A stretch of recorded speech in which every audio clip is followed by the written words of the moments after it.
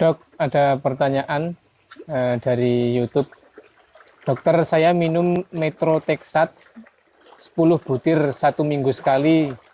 Sekarang ditambah obat Arafa 1 butir setiap hari. Tapi malah mual sama nyeri ulu hati walaupun saya sudah minum Lansoprazol dan Sukrafat.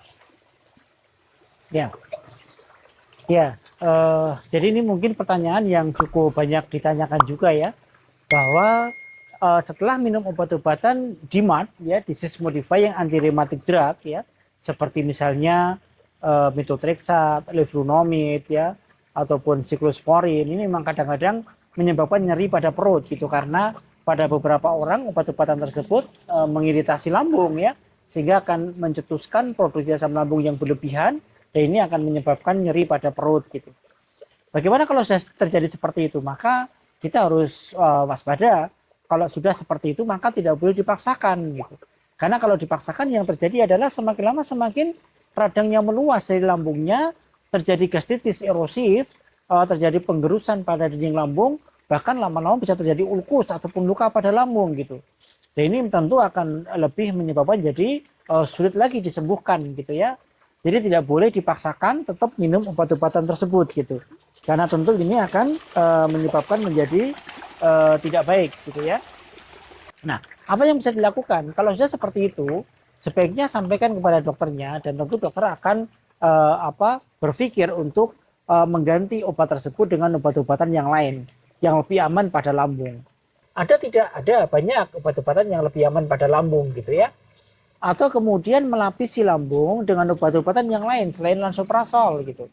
Karena masih ada lagi yang lain seperti golongan pantoprazol, esomeprazol ataupun yang lain gitu ya. Karena masing-masing ini memiliki respon yang berbeda-beda.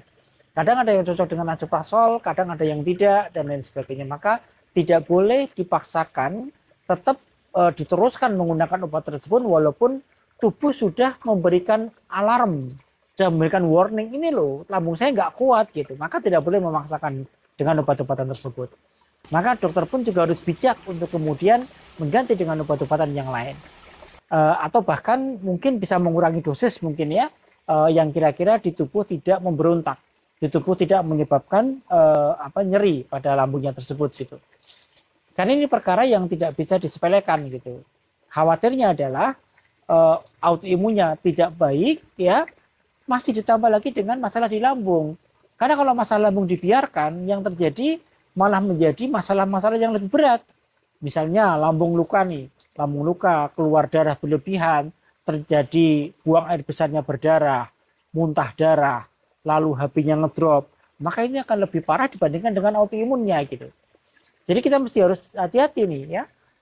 Kita mau mengobati autoimunnya malah jadi masalah yang lain gitu kan.